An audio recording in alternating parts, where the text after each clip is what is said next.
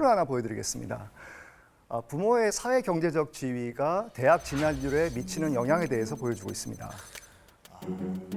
부모가 대졸이거나 사무직에 종사하면 50점을 부여를 하고 2년제 졸업생이거나 판매직이면 40점을 주고 고졸 혹은 블루칼라의 경우에는 20점을 주는 방식으로 사회 경제적 지위를 저희가 한번 수치화해봤고요. 자녀의 4년제 대학 진학 비율을 분석을 해봤는데 자 보실 때 어느 쪽의 자녀가 학벌이 더 좋나요? 그렇죠. 높을수록. 아무래도. 자 그러면 개천에서 용이 났나요? 아니면 부모의 신분을 따라갔나요? 거의 부모의 신분을 따라갔다 봐야겠네요. 학벌이 좋고 화이트 칼라 직업을 가진 부모일수록 자녀들의 학벌도 높은 경향을 보였죠. 그러니까 이런 걸 보고 세습이라고 하는 거죠. 부모의 능력을 받아서. 저는 그대로. 이런 상황을 보면 떠오르는 게 있어요. 뭐죠? 너희 아버지 뭐 하시노? 너희 아버지 뭐 하시노? 연계 꿈나무. 저 솔직히 하트하는 줄 알았어요. 저 볼을 잡아야 됩니다. 잡을 수가 없으니까. 자, 영화 친구의 대사인데 김광규 씨가 대사한 것이죠. 다들 아시죠? 그런데 이 기성세대가 자녀들한테 물려주고 싶었던 것이 부동산이나 돈만이 아닙니다. 기성세대가 물려주고 싶은 또 하나의 중요한 것이 바로 취미입니다. 취미? 취미를 자녀에게 물려줄 수 있다는 말 이해 가능하세요? 취미를요? 저런 거 있잖아. 공부 잘하는 사람들 보면 취미가 뭐예요? 공부입니다.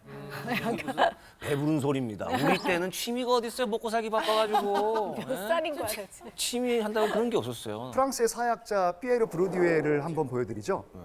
이분이 문화자본이라는 개념을 소개를 했는데요. 그게 뭐예요? 문화자본이라고 하는 것은 어떤 문화적인 취향, 그리고 어떤 그 책을 읽는 것이라던가 영화를 본다던가 뭐 이런 문화적인 관심과 취향을 반영하는 것이라고 볼 수 있는데요. 상류층이 고급 문화를 자기들끼리만 즐긴다는 거예요. 그러면서 하층 계급과 경계를 유지하고 이걸 통해서 신분을 재생산한다는 것이 핵심입니다.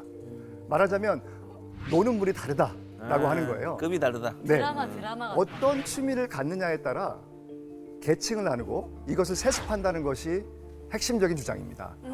파비앙이 프랑스에서 오셨으니까 잘 아실 것 같은데요.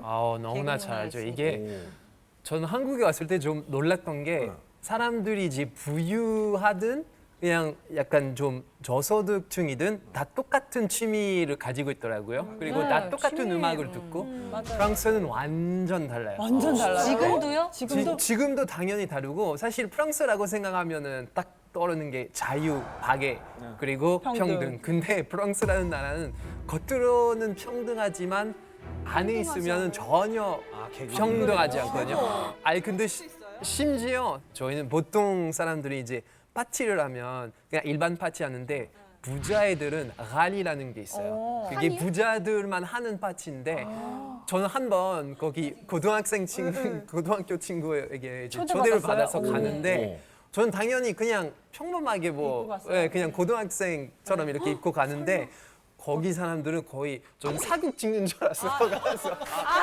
사극. 막 가발 쓰고.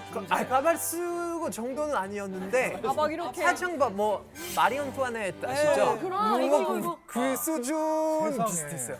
루이 깜짝 14세처럼. 신기하다. 너무 펜트하우스에 나왔던 파티처럼. 그런 거. 너무 신기하다.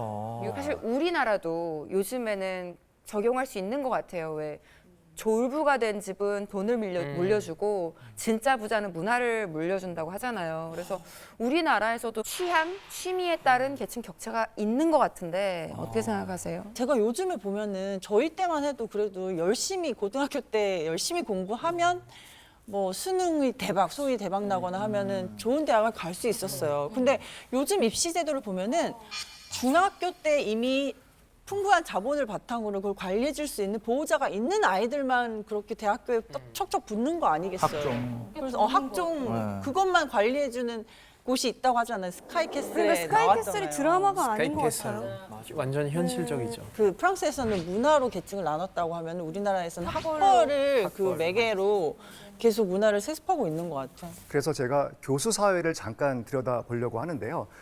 교수 사회 일원으로서 좀 부끄러운 일이지만 우리 사회 최고의 지성인이라고 할 수 있는 교수들이 최근 자녀와 주변 사람들의 스펙을 쌓기 위해서 미성년자의 연구 논문을 공저자로 올려준 거예요.